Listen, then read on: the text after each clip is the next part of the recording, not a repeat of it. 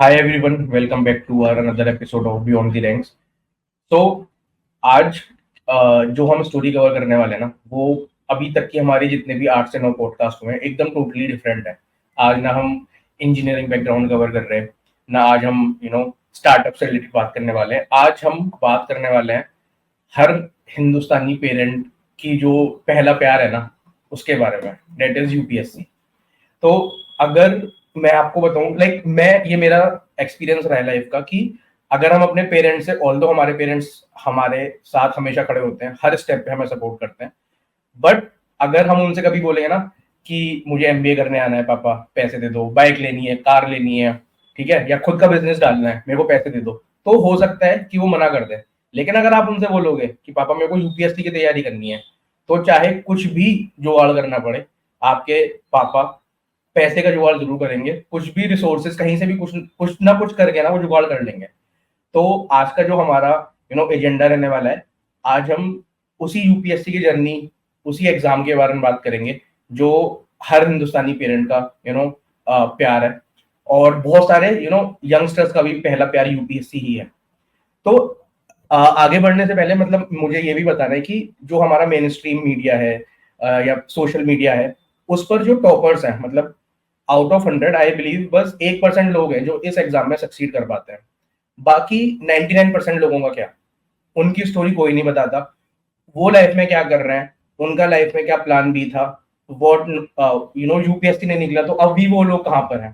तो हमारे साथ आज जो हमारे गेस्ट हैं मिस्टर प्रख्यात माथुर, तो आज हम उनकी जर्नी से जानेंगे कि उनकी यूपीएससी की जर्नी कैसी थी, अभी वो लाइफ में क्या कर रहे हैं, थ्रू आउट उनकी प्रिपरेशन की जर्नी कैसी थी, उनका उन्होंने प्लान बी कैसे एग्जीक्यूट किया, और बहुत सारे एस्पेक्ट्स पर हम बात करने वाले हैं। सो वेलकम प्रख्यात on beyond the ranks channel. Thank you so much for inviting me here, and thank you for giving this platform to share my experiences and my journey. Yeah, a pleasure is So, all ours. Prakhyath, yeah. So, Prakhyath, without wasting much of our time, we would, directly jump into, knowing your, academic background, your professional background, and your UPSC journey. So, it would be better if you could, share your insights and thoughts on the same. sure.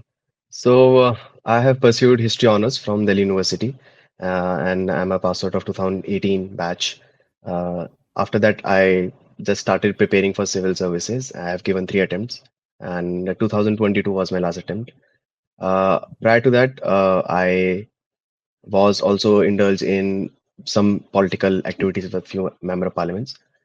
But later on realized यार कि ये नहीं हो रहा है और कुछ और करना पड़ेगा.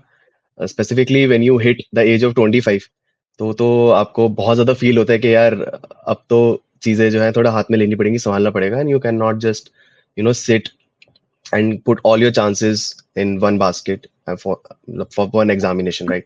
That is where I decided to get into public policy, and now I am working as an executive consultant with the strategy and transactions team of EY. So let's see. The whole podcast is going to be about the journey, the learnings, and I would be more than happy to share it with you. Great, great. Really good to know about your, basic introduction. So प्रख्यात, पहले हम ऐसा कर सकते हैं कि first half of the podcast हम आपकी यूपीएससी जर्नी के बारे में बात करेंगे, फिर उसके बाद हम we will be switching to the part B, अभी जो आपका अभी आपकी जो करंट इंटर्नशिप वाली जर्नी, आपकी आपकी मास्टर्स वाली पढ़ाई का, प्लस आपकी जो अभी करंट जिस जॉब में हो आप, उस सब पर टच अपॉन कर सकते हैं। तो coming back to another question, तो मेरा क्वेश्चन ये रहेगा कि पहला step, as there is a saying कि first step is the hardest one, ठीक है। तो वो जब आप डीयू में अपने बीए कर रहे थे, ग्रेजुएशन कर रहे थे, तब किस फेज पर आपको रियलाइज हुआ कि यार I should give it a try, मुझे यूपीएससी करना है, वो कौन सा मोमेंट था?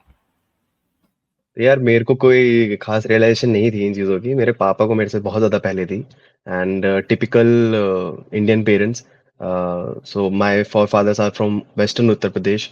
तो यूपी वालों को तो अलग ही क्रेज होता है सिविल सर्विसेज का, उनको तो कुछ अलग ही क्रेज है. तो पापा हमेशा से बोलते रहते थे IAS IAS IAS and then you have to give civil services. तो यार 12 तक मेरे पास साइंस स्ट्रीम थी, एंड उसमें तो I am not at all good with maths, so मेरे को पता था कि ये तो आगे मेरे से नहीं हो रहा है. एंड उसके बाद मैंने बोला कि मेरे को तो ह्यूमैनिटीज में जाना है। अब इंडियन सोसाइटी में एक चीज ये भी है कि ह्यूमैनिटीज का नाम सुन के भी पेरेंट्स को थोड़ा हार्ट अटैक आ जाता है कि सही इज्जत ही बात। चली जाती है ऐसे ह्यूमैनिटीज का नाम सुन के। बट एज यू सेड कि यूपीएससी का नाम ले लो तो पेरेंट जो है वो कुछ भी करने के लिए तैयार है। तो एट द पॉइंट जब मेरे पेरेंट्स वर सेइंग कि भाई तू कहीं से भी इंजीनियरिंग कर ले, भले ही तू गोवा से कर ले, तू कहीं से भी कर ले, तू इंजीनियरिंग कर ले, तब मैंने वो पत्ता खेला अपना इक्के का कि यूपीएससी करनी है पापा, आप ही का सपना है, वो आगे लेके जाऊंगा और हिस्ट्री को मैं अपना ऑप्शनल बनाऊंगा। तो बस ये बोल के एक बार बस ये बोलना था, उसके बाद तो पापा ने 3 साल पूछा भी नहीं क्या क्यों किस लिए चेंज क्यों किया स्ट्रीम या आप कैसी पढ़ाई चल रही है, nothing. And I think pivoting towards humanities was one of the best decisions I have ever made in my life. Because college में जाके मुझे पहली बार ऐसा रियलाइज हुआ कि भाई पढ़ाई से भी बढ़ के आगे बच्चे हैं जिनकी इज्जत है और जो आगे कुछ कर सकते हैं, क्योंकि पढ़ाई में मैं बहुत ज्यादा एवरेज था। स्कूल में तो को करिकुलर एक्टिविटीज के नाम पे मैंने कुछ भी नहीं किया है। कॉलेज में जाके जब मैं वहाँ पे वॉलंटियरशिप शुरू किया एनएसएस में, नेशनल सर्विस स्कीम, मैं Delhi college of arts and commerce का स्टूडेंट हूँ। हम्म। तो वहां पे 1 साल मैंने तंजील नाम का प्रोजेक्ट था जिसमें हम लोग जो near by under privileged kids हैं उनको पढ़ाते थे कॉलेज में ही स्टे बैक करके, and I love that part of my life. Okay. 1 साल मैंने काम किया and I got the best volunteer certificate for it. तो यार लगा कि सिर्फ पढ़ाई एक मीडियम नहीं है, मतलब हर चीज अचीव करने का। हम जैसे लोग जो पढ़ने में इतने अच्छे नहीं है, we are not the scholar type, तो यार हम बाकी चीजों में भी एक्सेल कर सकते हैं। And then I continued my journey with NSS, and I think I ended up also becoming the general secretary of my college, of NSS unit of my college. तो यार वो जो कॉन्फिडेंस बूस्टअप हुआ था मेरा, एंड थ्रू आउट 3 years जो मैंने काम किया different parts of our society के साथ, be it old age people, be it transgenders, be it visually impaired people, and it was amazing, it was amazing. तो यार वहां पे आके आई थिंक आई रियलाइज के this is my comfort zone, like people are my comfort zone. And उसके बाद तो UPSC का जो मेरे पापा का जो सपना था मैंने अपना खुद का बनाया, बिकॉज आई रियलाइज्ड के जो again thanks to social media, जिसमें देखने को मिलता था कि आईएएस इज सो पावरफुल, वो सीधा लोगों से बात करता है, एंड वो एक जॉब है जिसमें 24/7 you are in the service of people. तो आई थॉट कि भाई इससे ज्यादा बेस्ट मिले कुछ हो ही नहीं सकता, right? And who doesn't love power यार, मतलब सीरियसली मेरे को तो समझ नहीं आता, लाइक पीपल हु से कि भाई नहीं सिर्फ देश की सेवा करनी है, ठीक है, that is also a part, but personally भी कुछ there is something, right? You love that aura, you love that, this, you love that, right? And that is one of the incentives to get into civil services. फिर यार बात ये है कि कुछ पता नहीं था, कूद पड़े बस। पेरेंट्स का क्या होता है कि बस कर लो, कैसे कर लो वो नहीं बता, बाकी कुछ नहीं बताते, बस कर लो। तो एडमिशन करा दिया, जुलाई 2018 से ही मेरी कोचिंग शुरू हो गई। कोचिंग तो करी मैंने, I won't take the name of the institution. 1 साल बाद जब कोचिंग खत्म होगी तब रियलाइज हुआ कि अच्छा सिलेबस क्या था वो भी देखना भूल गया हूँ मैं अभी तक। तो तब जाके तो एक्चुअल जर्नी मेरी शुरू हुई है। 1 साल तो यूं निकल गया, अटेम्प्ट नहीं दिया मैंने 19 का, 20 में अटेम्प्ट दिया है। तो फिर मैंने सिलेबस देखा कि भाई अच्छा ये सारी बातें हो चुकी है कोचिंग में, and ठीक है अब मेरे को करना है। जब यार आई रियलाइज कि आपका कोचिंग में जब आप आते हो ना, उससे पहले अगर आपका थोड़ा भी बेस है, एक प्रॉपर गाइडेंस है, एनसीईआरटीज क्लियर है, न्यूज़पेपर पढ़ना आता है, ये छोटी छोटी चीजें आती है ना, that is the only point when you will be able to avail the best of your coaching. Otherwise आप बैठ के वहां पे सिर्फ इंफॉर्मेशन ओवरलोड लेके बैठोगे, and you will be just overwhelmed with the kind of people sitting around you, क्योंकि सबने इतना अचीव किया है। ओआरएन एक अलग दुनिया है, वहां पे मैं 4 साल रहा हूँ ऑन एंड ऑफ, पर एक वो अलग दुनिया है, वहां पे इतने ब्रिलियंट माइंड्स हैं कि अगर मेरे ऐसा एवरेज बच्चा वहां घूम रहा है ना, तो उसको पहले ही विश्वास हो जाता है कि उसका तो नहीं हो रहा कुछ, ठीक है?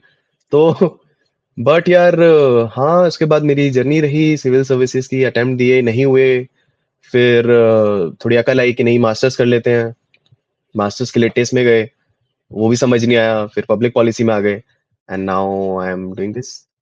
तो that's it. Great, great, great. तो हम अभी जो आपने बताया कि टेस्ट वाली जर्नी और पब्लिक पॉलिसी, उस पर भी अभी हम बात करेंगे आगे। लेकिन मुझे एक फॉलोअप क्वेश्चन है आपके इसी आंसर में, प्रख्यात, कि आपने सोशल मीडिया का नाम लिया कि यार वो जो रील्स आती हैं, वीडियोस आती हैं, जो पावर दिखाई जाती है आजकल, तो बहुत सारे एपिसोड्स भी आते हैं, ठीक है, जिसमें वो जो यूपीएससी की जो पावरफुल ग्लैमर वाली लाइफ दिखाते हैं, ठीक है। नो डाउट, मतलब पब्लिक लाइक हमने तो क्रैक भी नहीं किया, तो हमारा वो we don't have that right, कि हम कुछ वो करें, लेकिन हाँ हर इंडियन या एस्पिरेंट एक सपना देखते हैं कि यार वहां तक पहुंचना है, ठीक है। वो जैसे आपने बोला कि देश सेवा वगैरह वो सब कुछ है, लेकिन वो ऑरा, वो पावर, वो भी बहुत ज्यादा रोल प्ले करती है, ठीक है। मतलब कोई इंसान है, किसी को पैसा मोटिवेट करता है, किसी को पावर मोटिवेट करती है, हर किसी के अपने अपने वो है। लेकिन हाँ, coming back to the question, मेरा क्वेश्चन यही है कि लाइक आपको जो एक यूपीएससी जर्नी की एक अगली साइड है, क्या आप उसके बारे में कुछ हमारी ऑडियंस को बताना चाहोगे? क्योंकि देखो, ऐसा नहीं, हर सिक्के के दो पहलू होते हैं, हर हर चीज अच्छी नहीं होती, केक वॉक जर्नी कुछ नहीं होता लाइफ में। तो अगर सोशल मीडिया ग्लैमर वाली साइड दिखा रहा है, तो कुछ ना कुछ तो ऐसा होगा ना। दिल्ली में रह रहा है कोई बंदा, 3-3 4-4 साल तैयारी कर रहा है, तो कुछ ना कुछ अगली साइड जो सोशल मीडिया नहीं दिखा पाता, जो एक एस्पिरेंट फील करता है उस तैयारी के फेज में, जो आप हमारी ऑडियंस को बताना चाहते हो। बिल्कुल यार, मेरे को तो बल्कि ये लगता है कि मेजॉरिटी जो है वो अगली साइड ही है, और जब आपको बस रिजल्ट आता है तब वो थोड़ा बेटर साइड में आ जाता है। Otherwise it is like an अगली साइड ओनली। बहुत सारी चीजें हैं यार, मतलब आई वुड से यूपीएससी की जो जर्नी रही है मेरी, उसमें पहली बार मैंने रियलाइज किया कि हेयर फॉल किसे बोलते हैं, पहली बार रियलाइज किया कि वेट गेन किसे बोलते हैं। एंड कुछ भी बैठे बैठे बीमारी हो जाती है यार, कभी आपको डेंगू हो रहा है, कभी आपको कुछ हो रहा है। ओआरएन में तो एक अलग ही दुनिया है वहां पे। जब मतलब जो ओआरएन के जो स्टूडेंट्स होंगे, एस्पिरेंट्स, वो शायद रिलेट कर पाए। इतना गंदा पानी है भाई वहां पे, बिल्कुल आपकी तो हालत खराब हो जाएगी वहां पे। फिर आपकी छोटी छोटी जो बाकी पेरिफेरल लड़ाइयाँ हैं, ओनर से लड़ाइयाँ हैं, कभी आपकी मेड की लड़ाइयाँ हैं, अच्छा खाना ढूंढने की लड़ाइयाँ हैं, आपकी हेल्थ न्यूट्रिशन की तो बिल्कुल बैंड बज जाती है वहां पे। एंड आई थिंक वहां पे ना एक जो चीज है जो मैंने रियलाइज करी है, जो पहले मैं I never use to believe only, कि एंजाइटी और डिप्रेशन आर रियल। उससे पहले I have always been somebody जो ये बोलता था कि यार उन्हीं को एंजाइटी होती है, those who are not prepared well, बस तभी आपको एंजाइटी होती है। If you are prepared well ना, आपको एंजाइटी नहीं होगी। बट जब खुद की बैंड बजी है ना, कि भाई सब प्रिपेयर कर कर आके भी जब आप वहां बैठते हो अंदर सेंटर में, पेपर देने से पहले, और आपको लग रहा है कि अब तो चक्कर आ रहा है, वॉमिटिंग आ रही है, सांसें नहीं आ रही हैं, तब आपको रियलाइज होता है कि भाई anxiety is real. And a lot of people, वो लाइफ टाइम इस चीज को लेके चले जाते हैं, क्योंकि वो उस पर काम ही नहीं कर पाते हैं। They are never able to work on anxiety and depression and all these issues. ना उस बारे में कोई बात भी कर रहा है। सबको लगता है कि वही के मतलब आपकी प्रिपरेशन में कमी है, बस ऐसा नहीं है। These all are real things. मैं अगर बताऊं तो 2022 का मैंने अटेम्प्ट जब दिया है प्रीलिम्स का, सबसे बड़ी दिक्कत ये हो गई कि मेरा भवन में सेंटर आ गया। तो UPSC Bhavan I have been, without giving interview I was fortunate enough to get into UPSC Bhavan for my prelims. तो आधी धड़कने तो वैसे ही बढ़ गई थी वहां पे जाके। वहां मैंने भाई पोदीन हरा की टैबलेटें खाई हैं, वहां मैंने वॉमिटिंग की टैबलेट खाई है। मतलब पूरा मिक्सचर बना के मैं खाता था, तब मैं पेपर देता था, चाहे वो सी सेट का हो, चाहे वो जीएस का हो। और ये होता है, दिस इज रियल। तो यार अगली साइड बहुत ज्यादा है। आपको आपकी हालत इतनी खराब हो जाएगी, परमानेंट आपके आई साइड चली जाएगी। आई साइड मतलब वीक हो जाएगी, आपके नेक पेन रहेगा, आपके बैक पेन रहेगा, आपको बहुत नर्वसनेस रहेगी, आपको कॉन्फिडेंस तो बहुत ज्यादा ही घुटने में चला जाएगा। मतलब जिन लोगों का नहीं हो पाता, स्पेशली जो वो लोग हैं जो बहुत ब्रिलियंट माइंड रहे हैं, हमेशा हमेशा से अचीवर्स रहे हैं, टॉपर्स रहे हैं, यहाँ आके ना उनको फर्स्ट टाइम जब ऐसे दिखता है कि भाई नहीं, इतनी भीड़ में मेरे से भी आगे लोग हैं ना, we are not able to achieve. And UPSC में सबसे बड़ी दिक्कत ये है कि आपको आइडिया ही नहीं है आपका कंपटीशन कितना बड़ा है। You don't have that idea, don't have that idea. तो अगली साइड है यार, and nobody talks about it. ये फेमस, ओआरएन में ये बात फेमस है कि प्रीलिम से एक दिन पहले, मेन से एक दिन पहले, या रिजल्ट वाले दिन ओआरएन में किसी से बात नहीं करनी चाहिए आपको, ठीक है। वहां पे ज्यादा आपको हरकतें नहीं करनी चाहिए, बात नहीं करनी चाहिए। वहां लोग बिल्कुल प्रेशर कुकर बन के घूम रहे होते हैं, और वो हो सकता है वो ईट वीट भी मार दे आपको अगर आपने कुछ ज्यादा बातें कर ली तो ओआरएन में ये वार्निंग रहती है। एंड सबको निभानी पड़ती है वो बातें। तो यार है, बहुत है वहां पे। आपकी छोटी छोटी लड़ाइयां हैं जो मेरे को लगता है बहुत इंपॉर्टेंट होती हैं। आपकी न्यूज़पेपर रीडिंग, हिंदू पहली बार जब पढ़ा था 3 घंटे लग गए थे यार, 3 घंटे हिंदू पढ़ने लगे। ऐसा समझ आया कि ये कौन सी इंग्लिश लिखी है। कोई फायदा नहीं इंग्लिश मीडियम स्कूल से आने का, आपको इंग्लिश ही समझ नहीं आएगी हिंदू की। वो एडिटोरियल पढ़ने में तो वो ऐसा लगता है वो 3-4 बार भी पढ़ के ऊपर से चला गया, क्या ही पढ़ लिया हमने। तो वो 3 घंटे एक पेपर पढ़ने में लगता है, फिर धीरे धीरे एक एस्पिरेंट उसको 25 मिनट 30 मिनट तक लेकर आता है। तो वो भी एक जर्नी है, ये छोटी छोटी जर्नीज है। मेरे जैसा बच्चा जिसकी हैंड राइटिंग ही बहुत खराब है, उसकी एक जर्नी है कि वो अपनी हैंड राइटिंग सुधारता है, इतनी बड़े से छोटे में लाता है। फिर जो उसमें लाइन्स होती हैं, हमें आदत हुई लाइन्स में लिखने की, वहां पे है कि आपको ब्लैंक पे लिखना है। तो वो भी एक जर्नी है कि आप पहले ऐसे डायगनली जा रहा होता है आपको सब, फिर आपको स्ट्रेट आना पड़ता है। तो ये छोटी छोटी हर किसी की अपनी अपनी जर्नी है यार। बट ओवरऑल कैप्सूल ये है कि बहुत सारी लर्निंग है, बहुत सारी लर्निंग है। हाँ, उसको हर बार पॉजिटिव में देखना जरूरी नहीं है, पॉसिबल भी नहीं है, बट जो भी आप उसमें हम्म, से निकाल सको निकाल लो, उन्हीं के साथ आगे बढ़ो। जो नेगेटिव था, जो चीजें खराब थी, वो थी, आप उनका कुछ नहीं कर सकते हो। और हम्म, बस उनको एज अ स्टोरी लेके चलो, ताकि आप आगे जाके लोगों के साथ ऐसे डिस्कस कर सको। बढ़िया।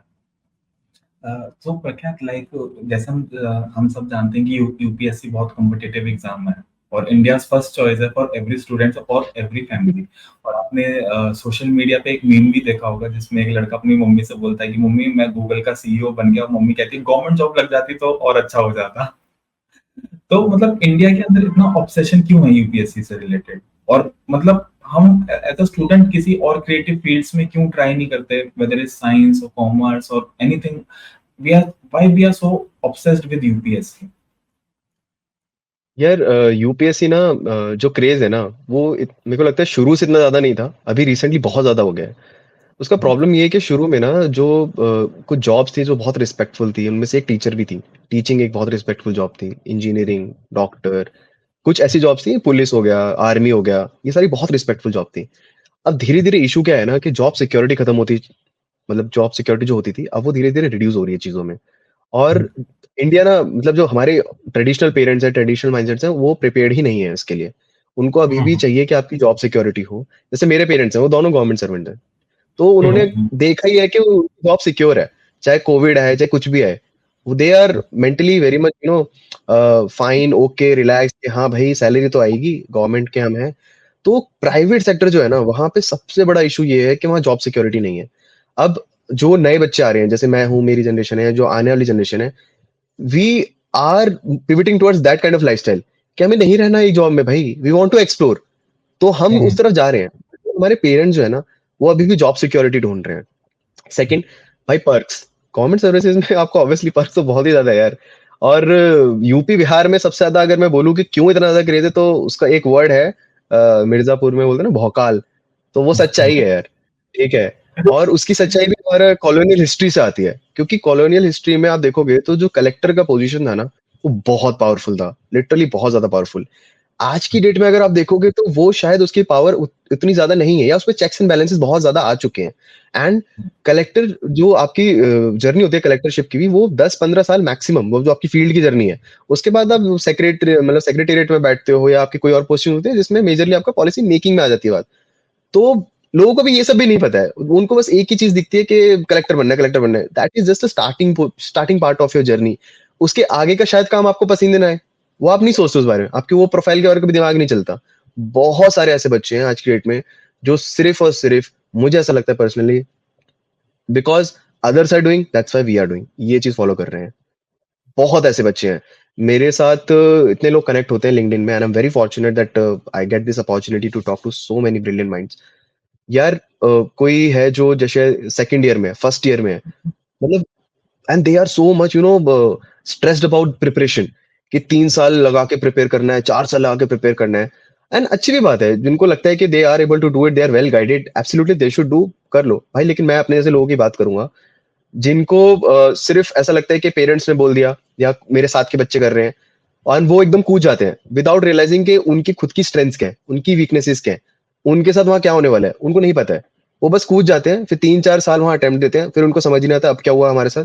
क्योंकि वो शायद वो पेपर उनके लिए बना ही नहीं था, वो चीजें उनके लिए बनी ही नहीं थी, वो एक्सप्लोर ही नहीं करते हैं।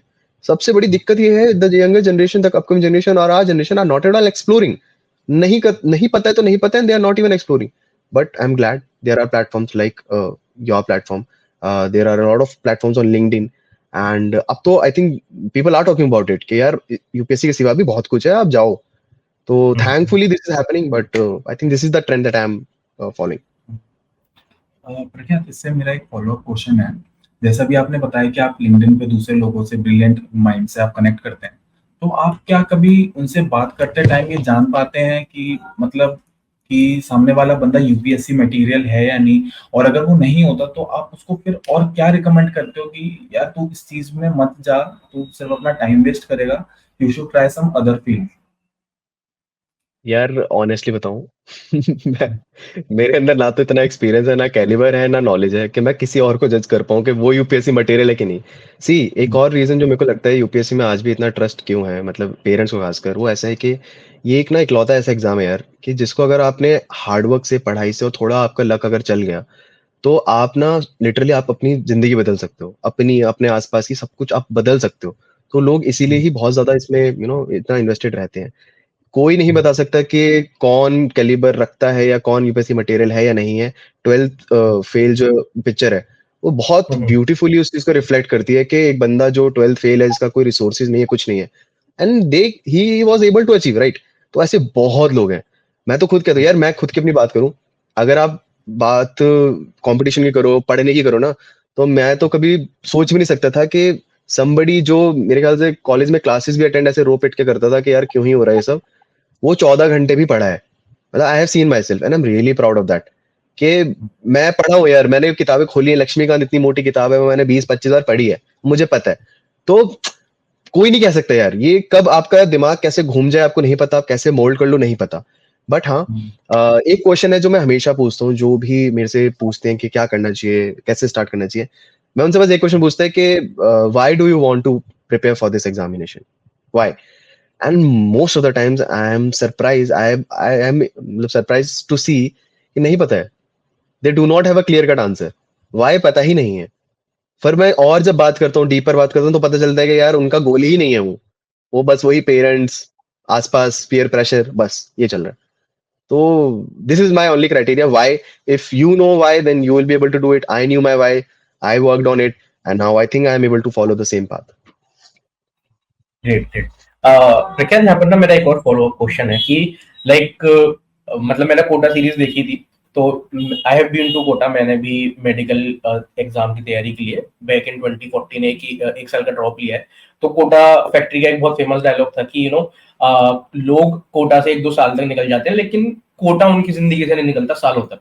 ठीक है, तो मेरी कोटा की बहुत सारी यादें हैं। ऑल्दो मैं एमबीबीएस एग्जाम, नीट एग्जाम नहीं निकाल पाया, एमबीबीएस नहीं की मैंने, लेकिन वो जो हार्डवर्क का वो जो बीज था या जो सीड था, वो जो मैंने कोटा में अपने अंदर इम्बाइब किया, वो आज तक है मेरे साथ। तो जैसे ओल्ड राजेंद्र ओआरएन की आपके साथ कुछ ना कुछ मेमोरीज रही होंगी 3-4 सालों की। तो यहाँ पर मेरे को जो coming back to the question, वो ये है कि मैंने बहुत बहुत सीनियर लोगों से इंस्टाग्राम पर रील्स में देखा है कि यार वो ये बोलते हैं कि लाइफ में ना आपको हर बच्चे को, इररिस्पेक्टिव कि वो इंजीनियर है, कॉमर्स साइड से, ह्यूमैनिटीज से, 1 या 2 साल, एटलीस्ट 1 साल ना यूपीएससी की जर्नी को जीना चाहिए। और वो जो यूपीएससी एक एग्जाम नहीं है, एक तपस्या है।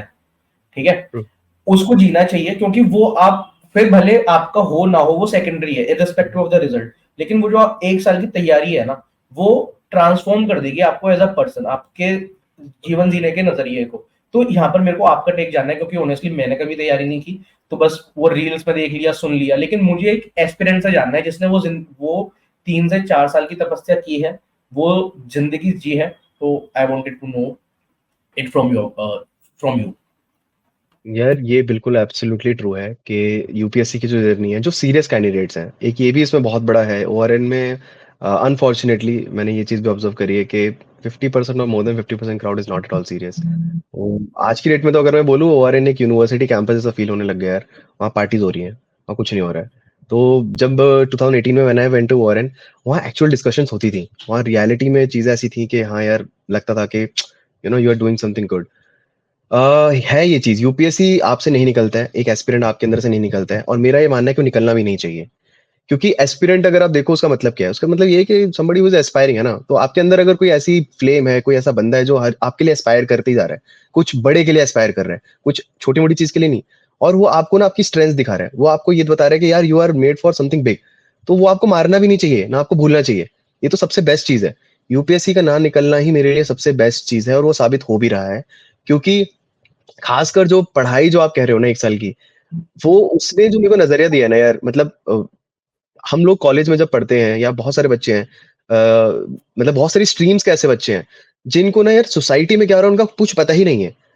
मतलब उनको कुछ लेना देना भी नहीं है, उनको अपना तो अपने फ्रीडम स्ट्रगल के बारे में पता है ना, उनको अपने आज के जो सिस्टम्स ऑफ गवर्नमेंट है उनके बारे में पता है, उनको राइट्स जो उनको मिले उसकी इंपॉर्टेंस ही नहीं पता है। बहुत सारी चीजें उनको इंपॉर्टेंस ही नहीं पता है। और यूपीएससी जो है ना आपको इतना हम्बल बना देता है कि आप अगर अगर जैसे फॉर एग्जांपल अगला बंदा ना अगर परेशान हो रहा है, डांट रहा है, गुस्से में कुछ भी है, तो आपका पहला सबसे पहला थॉट पता क्या आता है कि यार गड़बड़, मतलब कुछ तो गड़बड़ हुई है इसके साथ, मतलब दे आर नॉट फाइन। वरना ये नॉर्मल नेचर किसी का नहीं है ना, मतलब ऐसा ये मेरा मानना है।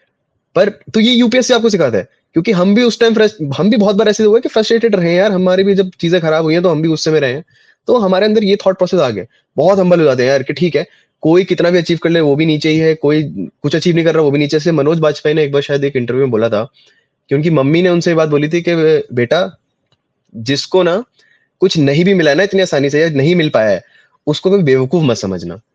तो ये this stands true for all of them who are not able to clear this examination.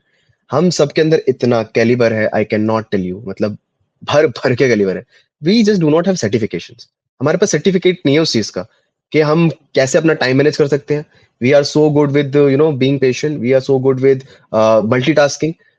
तो हमारे साथ इतनी सारी, मतलब एक परफेक्ट कैंडिडेट अगर मैं बोलूँ ना कॉर्पोरेट का या किसी भी जगह का, जो स्किल्स होनी चाहिए वो हर एक सीरियस एस्पिरेंट में होती ही होती हैं, बट हमारे पास सर्टिफिकेट नहीं है। That's why we are just lagging behind. Otherwise तो आई थिंक एस्पिरेंट्स रॉक यार, मतलब बहुत बढ़िया। आई एम तो ऑलवेज स्टैंडिंग विद देम। बढ़िया बढ़िया। So Prakhyath, like moving on to another agenda of this podcast कि plan A versus plan B, मतलब ये तो नेवर एंडिंग डिबेट है कि प्लान ए तो सबको पता ही है एस्पिरेंट का, यूपीएससी निकालना, ठीक है, वो तो है, वो अर्जुन वाला जो है ना कि बस उसे लक्ष्य दिख रहा है अपना। लेकिन जो प्लान बी है, ठीक है, उस पर बहुत कम लोग बात करते हैं। तो आप मतलब ये थोड़ा हम इस आई want a detail answer from you, from your journey, कि आपका क्या था, लाइक आपने जब जर्नी 2018 में स्टार्ट की तो आपके दिमाग में ये था कि यार बस 2 या 3 अटेम्प्ट दूंगा या 1-2 अटेम्प्ट दूंगा, ठीक है, वो क्या थॉट प्रोसेस था बैक इन 2018, ठीक है। और उसके बाद आपने फिर ये कैसे डिसाइड किया, या फिर आपने कैसे डिसाइड किया कि यार प्लान बी पर मेरे को कब जाना है, क्या सही सही टाइम है, कितना टाइम लोगों को देना चाहिए यूपीएससी के लिए, तो we can club all these questions जो कि प्लान बी से रिलेटेड है। तो I want a detailed answer from you on this aspect. तो यार प्लान बी नाम की कभी चीज ना तो मैंने बनाई थी ना मैंने सुनी थी। इतना ज्यादा कॉन्फिडेंस था, पता नहीं किस बात का, ये भी नहीं पता, अभी तक मेरे को पता ही नहीं है। कॉलेज से जब मैं निकला हूँ, और बस इतना समझ लो कि पापा से ऑलमोस्ट मैं यही कह रहा था कि पापा जी आप घर का ना दरवाजा मतलब खोल के रखो, अभी बस ऑरेंज आ रहा हो और लाल बत्ती में आऊंगा अब तो वापस में। तो कुछ नहीं हुआ यार। ठीक है। तो यार प्लान बी मुझे लगता है कि बहुत ज्यादा इंपॉर्टेंट है। उसकी इंपॉर्टेंस तो मैं जितनी ज्यादा एम्फेसाइज करूँ उतना कम है। क्योंकि यार देखो आप ना मतलब प्रोबेबिलिटी पे जाओ, ठीक है, आपने खुद बोला कि 99% बच्चे जिनका नहीं हो रहा है, ठीक है, तो आप ओवर ऑप्टिमिज्म में नहीं कूद सकते यार कि मैं ही वो 1% हूं। नहीं, नहीं भैया, रुक जाओ, ठीक है। तो 99% अगर जिनका नहीं हो रहा है, मतलब 99% फेलियर रेट है, तो आप अपनी प्रोबेबिलिटी 1% में कैसे डाल सकते हो अपनी लाइफ की? नहीं डाल सकते, नहीं डालनी चाहिए। उसके बाद भी आपको क्या बनना है? IAS officer, IFS officer, IPS officer. उसके मतलब बहुत कम ऐसे बच्चे होंगे जिनका आईआरएस या defence estate service first preference होगा। मेरे हिसाब से तो बहुत ही कम बच्चे होंगे। तो आपकी प्रेफरेंसेस भी ऐसी हैं कि जो फिर वो 1% के भी नीचे हैं। आपके 0.1 समथिंग परसेंट, मतलब 0.1 पॉइंट्स में चला जा रहा है बात, ठीक है। आप अपनी जिंदगी की हर एक एक्सपेक्टेशन, हर एक सेटिस्फिकेशन, आप हर चीज जो है आप वो पॉइंट्स में डाल रहे हो। तो ये इससे बड़ा गैम्बल तो कोई हो ही नहीं सकता यार। और इस तरह से कोई समझाता भी नहीं है। प्रॉब्लम ये है, सब सिर्फ वो 1% की बात दिखाते हैं, सपना दिखाते हैं। Most of the coaching industry also वो 1% के सपने में ही जी रही है। 800 करोड़ रुपए कमा रहे हैं वो बच्चे सपना बेच बेच के, ठीक है। पेरेंट्स का भी ये दिक्कत है, वो भी 1% का ही सपना दिखाते हैं। वो इस बारे में बात ही नहीं कर सकते कि बेटा व्हाट इफ 99% में अगर तुम आ गए तो फिर तुम्हारा क्या करना है, तो फिर तुम कहाँ जाना चाहते हो। ये सवाल आपका इस जर्नी में कूदने से पहले ही क्लियर होना चाहिए, बिल्कुल क्लियर होना चाहिए कि यार मैं ये शुरू कर रहा हूँ, ठीक है, and I will give my 110% to get into that 1%, but there is a big but. नहीं हुआ फिर क्या? अब जैसे आपने अटेम्प्ट्स की बात करी, मेरा पर्सनली ऐसा मानना है कि 3 अटेम्प्ट तक अगर आपका प्रीलिम्स नहीं हो रहा है तो भाई आपको एक ब्रेक लेना चाहिए। आपको थोड़ा सा स्ट्रैटेजी चेंज करनी पड़ेगी। आपको अपना प्लान बी या कोई भी उसको प्लान ए बना लो, वो आपके ऊपर है। आपको प्लान बी स्पेसिफिकली मत बोलो, क्योंकि मेरा तो अब यूपीएससी प्लान बी है। मेरा प्लान ए अब जो मैं कर रहा हूँ वो है भाई। ठीक। तो आप वो अपने हिसाब से स्ट्रेटेजाइज करो, अपने हिसाब से प्रायोरिटाइज करो, and 3 attempts, not more than that. बाकी कब मुझे रियलाइज हुआ, आई वुड से यार मैं टिस्ट में गया था, तो टिस्ट में मैं masters in sociology and social anthropology, I took admission in TISS Guwahati. उसकी Okay. बड़ी कॉमेडी स्टोरी है, क्योंकि जब मैं टिस्ट का फॉर्म भर रहा था तो मुझे नहीं पता था कि प्रेफरेंसेस उसमें भरी जाती हैं, क्योंकि डीयू वगैरह में ऐसे प्रेफरेंसेस नहीं होता, you directly just fill the courses. तो मैंने प्रेफरेंसेस भरी सोशियोलॉजी सोशल एंथ्रो, क्योंकि मेरा ऑप्शनल सोशियोलॉजी था, और मैंने एंथ्रो भी पढ़ा है 1 साल 2 साल, वो भी अलग कॉमेडी है।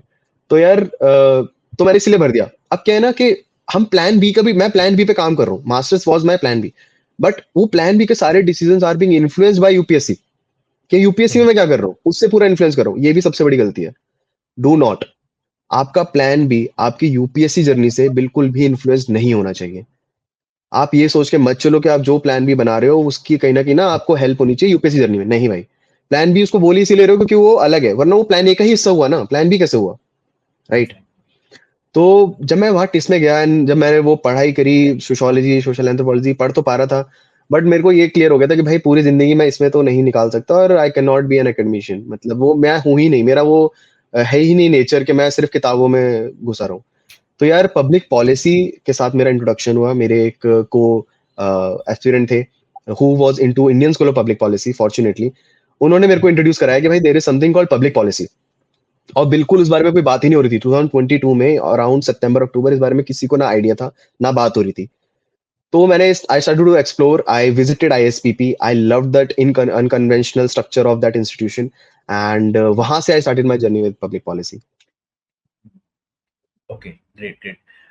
So like प्रख्यात, I would like पहले मैं अपने ऑडियंस को बताना चाहता हूँ कि प्रख्यात ने अभी बीच में लिंक्डइन के बारे में बताया.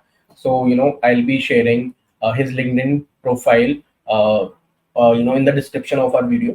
So जितने मतलब प्रख्यात बहुत humble background से भी आता है. Like he has got more than 12,000 followers over LinkedIn and मतलब इनकी बहुत सारी पोस्ट भी हैं, तो वो बहुत ज्यादा बहुत ज्यादा आई कैन से वायरल जाती है, बहुत ज्यादा इंप्रेशंस आते हैं. सो अभी हम बहुत देर से बहुत ही हमने डीप जाके बात की, तो क्योंकि यार पॉडकास्ट ऐसे होते नहीं है, ठीक है, थोड़े बहुत लाइट भी होते हैं पॉडकास्ट. सो हाँ, तो I just wanted to tell our viewers कि यार प्रख्यात का ना थोड़ा एक लाइटर साइड भी है. जब हम यूपीएससी की तैयारी करते हैं तो इंसान किताबी कीड़ा नहीं है, he is not a book worm कि बस पढ़ता ही रहेगा. तो मैं प्रख्यात की जर्नी समझ रहा था, लिंक्डइन पर देख रहा था, तो इनकी कुछ पोएम्स हैं वो बहुत ज्यादा वायरल की हुई है लिंक्डइन पर. सो आई वुड जस्ट रिक्वेस्ट प्रख्यात कि यार आप थोड़ा अपना वो जो लाइटर वर्जन है प्रख्यात का, वो जो एस्पेक्ट है थोड़ा सा उस पर बताओ, वो जर्नी कैसे स्टार्ट हुई, and if you could narrate any poem for our viewers, so it would be so kind of you. Thank you यार, थैंक यू। पहला तो यार मेरे को लगता नहीं वो बिल्कुल भी लाइटर है, क्योंकि वो ऐसे मेरे इमोशंस है पूरे हैवी इमोशन, जो आई थिंक हम किसी से मतलब नहीं समझा पाते यार किसी को। तो I found my solace in writing these poems, and उसमें से एक पोएम थी जो जब मैंने पिवट किया पब्लिक पॉलिसी में, दिल्ली जब मैं वापस आया बिल्कुल ब्लैंक था भाई, क्या करना है, एंजाइटी में बस। This is the same room जहाँ पे मैं शायद हफ्तों सोया नहीं हूँ ढंग से, इसी टेंशन में कि मैं क्या करूंगा क्या करूंगा क्या करूंगा। आई तो कैन सी उस दैट टाइम पे मैंने, इंडियन बिहाइंड, आपने रूम की सॉरी, बात करी ना, I can see that Indian map behind, आपने रूम की बात की ना कि मैं हाँ, इस रूम में रहा हूँ, तो वो यस दिख यस। रहा है. तो यार हाँ, तो ये सेम ही प्लेस है, बट अभी मैं बहुत अच्छी एडवर्ड से सिचुएशन में हूँ, इसी सेम रूम में। तो उस टाइम पे जब बिल्कुल समझ नहीं आ रहा था कि मैं क्या कर रहा हूँ, बट एक चीज क्लियर थी कि मैं खुद को फिर से बना रहा हूँ। So I wrote something like this, कि हाँ थोड़ा सा घबराया हूँ, मैदान जंग हार के आया हूँ, पर फिर भी रहा हूँ मुस्कुरा, नहीं दिखना चाहता डरा हुआ। अब सबसे मिलने लगा हूँ, नए रंग में ढलने लगा हूँ, पर जब याद आते अधूरे सपने हर मंजर लगता मरा हुआ। हर कोई आगे निकल गया, मेरा वक्त हाथों से फिसल गया, पर कुछ तो अच्छा कर लेंगे, सफलता की सीढ़ी हम भी चढ़ लेंगे। अब यूं ही खुद को फुसला रहा, पर सपनों का शहर बसाना था, माँ को कलेक्टर की कुर्सी पे बिठाना था, पापा को लाल बत्ती में घुमाना था। क्यों खुद के वादों से मुकर रहा? क्या सांस लेना गलत है? क्या खुश रहना गलत है? क्या मंजिल पाने के रास्ते बदलना गलत है? खता है अगर जिंदगी जीना, तो ये खता हर रोज हो दोहरा रहा, क्योंकि मैं खुद को फिर से बना रहा, क्योंकि मैं खुद को फिर से बना रहा। बहुत अच्छा था ये। गजब गजब, काफी मतलब बहुत ही ज्यादा जो बहुत ही ज्यादा टचिंग था. लिटरली। और जो बंदा इस जर्नी को जी रहा होगा ना अभी, और जो भी व्यूअर्स हमारे इस पॉडकास्ट को देखेंगे, वो बहुत ज्यादा रिलेट कर पाएंगे। ऑनेस्टली स्पीकिंग, मतलब एक एक शब्द जो था ना, वो ऐसा लग रहा था कि आपके रियल इमोशंस बाहर आ रहे हैं। या थैंक यू यार। प्रख्यात, like I have one question. आपने अभी बात करी कि आपने दोबारा से अपने आप को रीबिल्ड किया। तो कभी कभी हम ऐसा होता है कि जब हम कोई चीज को बहुत बहुत डेस्परेटली चाहते हैं, जैसे यूपीएससी आप चाहते थे कि क्रैक करना, आप उसमें फेल हुए, तो आप जब प्लान भी जब आपने एग्जीक्यूट हुआ, तो आपके अंदर कभी सेल्फ डाउट आया कि अगर एक एक फेलियर का माइंडसेट होता है कि यार मैं फिर से फेल हो गया तो फिर क्या होगा, एक वो सेल्फ डाउट आ जाता है एक प्रिपरेशन करने के बाद, और अगर आप उस चीज में फिर आगे सक्सीड नहीं होते, तो आपने अपने आप को फिर रीबिल्ड कैसे किया, उसका प्रोसेस कैसे रहा, और आपने अपना माइंडसेट कैसे बनाया कि नहीं अब दोबारा से रीस्टार्ट करते हैं? यार आपने सेल्फ डाउट की बात करी, ट्रस्ट मी हर दिन आता है, ठीक है, वो जाएगा भी नहीं आई थिंक, या पता नहीं, बस चीजें होती रहेंगी। ये पॉडकास्ट आपके साथ कॉन्वर्सेशन शुरू होने से पहले अगर आप मेरा चेहरा देखते तो मैं हद नर्वस था, तो वो सेल्फ डाउट अभी भी था कि भाई ये हो पाएगा नहीं हो पाएगा, मैं कुछ बोल पाऊंगा नहीं बोल पाऊंगा, वो हमेशा रहेगा। एंड वो होता भी है क्योंकि पता है कभी कभी ऐसा, मुझे ऐसा लगता है पर्सनली, वो सेल्फ डाउट ना आपको प्रिपेयर करने में हेल्प करते हैं, then you focus on preparation, right. बाकी यार बस मुझे ये चीज थी, I wrote a letter to myself, मैं ये भी करता हूँ क्योंकि फिर से वही है कि हर किसी को क्या समझाऊं, मैं तो खुद को ही लिख लेता हूँ। तो यार मैंने ये खुद में लिखा था जनवरी 2023 में कि यार बहुत ग्राइंड हो गए हैं, बहुत आई वुड से कि बैंड बजा लिया खुद की, हर चीज करके देख ली, ठीक है, और अभी जो हालत है ना वो बहुत खराब है। पर ना मतलब भाई एक बस इतना करके एक साल ना और कर ले मेहनत, मतलब मैं literally I am talking to myself like this कि भाई एक साल और कर ले ये मेहनत, और बस किसी भी तरह ना यार तू, देखो नौकरी करनी है यार अब, देखो एस्पिरेंट्स का ना सबसे ज्यादा कॉन्फिडेंस नीचे क्यों जाता है, क्योंकि ना we lose our social identity यार, सबसे बड़ी दिक्कत ये है। हम पार्टीज में जाना बंद कर देते हैं, हम लोगों से बात करना बंद कर देते हैं, हम क्यों, सब बोलते कह रहे ये तो एरोगेंट हो गया है, ये नकचढ़ हो गया है, ऐसा हो गया। नहीं भैया, क्योंकि वो रिपीटेड सवाल है, क्या कर रहे हो क्या कर रहे हो क्या कर रहे हो, अरे भाई हम वही है, हम नहीं कर रहे कुछ आगे, हम वही है, क्या पता है तुमको। तो वो सोशल आइडेंटिटी जो होती है ना, वो आपको एक जॉब देता है, प्लान बी आपको वो देता है। मैं ये एनेक्डोट सब, मतलब एनेक्डोट नहीं, मतलब मैं एक एग्जांपल सबको देता हूँ कि प्लान बी ना एक ट्रैम्पोलिन की तरह है, ठीक है। अगर आप जमीन से सीधा बिना ट्रैम्पोलिन के कूदते रहो, पहला आप बहुत ज्यादा हाइट तक नहीं कूदोगे, दूसरा बहुत चांसेस है कि अपने आपको चोट लगा लोगे, ठीक है। अब जितना ऊंचा ऊंचा कूदने की कोशिश करोगे, अगर आप गिरे बहुत चोट लगेगी। ट्रैम्पोलिन आपको क्या करता है, पहला कि वो जमीन से थोड़ा ऊपर आपको ले आता है, ठीक है, कुछ फीट आपको ऊपर ले आता है, और वो आपको ना ऐसी स्प्रिंग्स देता है, एक आपको ऐसा बेस देता है कि आप एक तो पहला बहुत अच्छी हाइट ले सकते हो, एक अच्छा जंप, दूसरा जब आप गिरोगे ना तो आपको जीरो से स्टार्ट नहीं करना, आपको चोट उतनी नहीं लगेगी। तो plan B is your trampoline, make sure you have it so that you can just fly high, simple, बहुत सिंपल चीजें हैं। तो यार यही चीजें हैं मतलब, और खुद को फिर काम करना शुरू किया, बस यही बोला था कि जो मिले करते रहो, और मैंने किया है भाई। जब आई थिंक मैंने इवेंट मैनेजमेंट जैसी इंटर्नशिप्स में भी डाल दिया कि भाई मेरे को ले लो, बस आप मेरे को दे दो, मेरे को मौका दे दो काम करने का, मेरा ये हालत इतना डेस्परेट था। मैंने group D group C SSC coaching शुरू कर दी, सब कुछ, कि भाई बस मेरे को ना कोई नौकरी चाहिए, बस इतना बुरा हाल था। फिर एक पॉलिटिकल पार्टी में आई गॉट एन अपॉर्चुनिटी, एक हफ्ता मैंने वहां पे हिंदी टाइपिंग करी है, जस्ट इमेजिन कि खुद को कलेक्टर समझने वाले, ठीक है, वो थोड़ा एटीट्यूड तो है, सीधी सिंपल बात है, ठीक है, वो आ जाता है कि भाई वहां पे खुद को देख रहे हैं हम तो कलेक्टर है, ठीक है।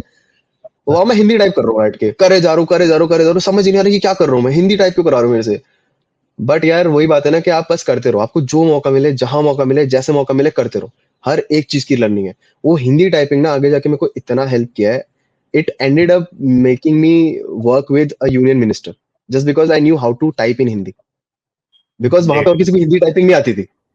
तो आई एम, मतलब वो चीजें ना कनेक्ट होती हैं यार, मतलब मैं हर किसी को हाथ जोड़ के ही बोलता हूँ, भाई काम करो आप हर तरह का एक्सपीरियंस लो, आप काम करो, वो एक्सपीरियंस कब आपके कहाँ काम आएगा ना आपको खुद ही नहीं पता अभी, बट यू जस्ट करते रहो पैशनेटली काम, और आपका नैरेटिव बनता रहेगा, आपका सीवी बनता रहेगा, and you will and up in very better situation. बढ़िया।